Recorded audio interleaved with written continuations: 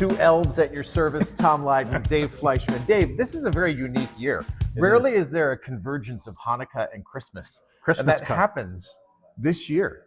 Yes. First day of Hanukkah is on the 25th. That is. It is a very special day, special combo. So we're going to try to play off the theme a little bit, not jingle bells. We're going to talk Tank Dell.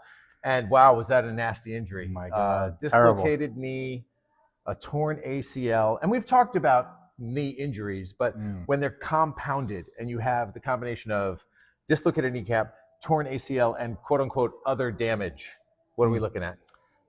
So we're looking at a major knee injury. So usually when you tear your ACL, you're going to have other damage with it. Usually, so the most common is the ACL, the MCL, and the medial meniscus. They call that the unhappy triad, just because it happens so often. So usually you don't just tear one. Usually it's a combination of a couple of things when you have a ligamentous structural damage like that. What did he do? He did ACL. It was ACL and a dislocated knee. Yeah, so he dislocated the patella, which means it jumped out of the groove, which means he probably damaged some of the cartilage on the backside as well. So he's got a long recovery for sure. The other one that's been of note has been the really admirable work of CeeDee Lamb. Yes. Said the night wind to the little lamb, can you play through this pain? And he is. He's playing through this pain. It's really remarkable to see such a talented guy play through what is a significant shoulder injury. Yes. So give me your opinion on sort of what he's doing. Well, there's a lot of factors here. CeeDee Lamb just signed one of the largest contracts in the offseason. But we're not getting the extent of the injury, but because he's continuing to play through it, I'm feeling that most likely he has a labral tear of the shoulder, meaning that his shoulder is lacking stability. So I think we talked about it when he fell on that shoulder the other night and you saw him on the sideline. He was just hanging over. Most likely that shoulder popped out and they needed to pop it back in. Amazing that he was able to come back. It's amazing that his team is out of the playoffs and he's playing through injury like this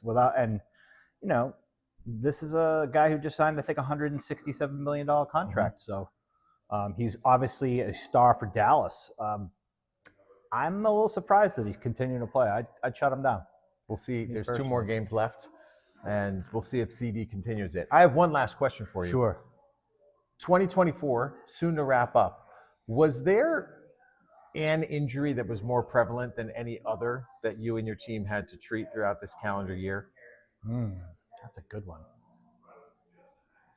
I would say, and this has been a trend now for the last 10 years, that we're seeing increased number of adolescents with serious issues, ACL reconstructions, shoulder reconstructions.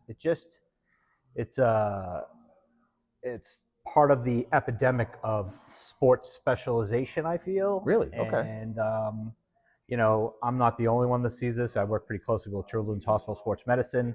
This is a trend that we're seeing over the last 20 years now, that just the injuries are piling up on these younger athletes. Well, what could they do as their body is developing and they're trying to get as much stability as they can? What could they possibly do? So years ago, you and I we didn't play one sport year round. We played multiple different sports. So now every kid is forced into specializations because of club sports. You can name the different baseball, basketball, soccer.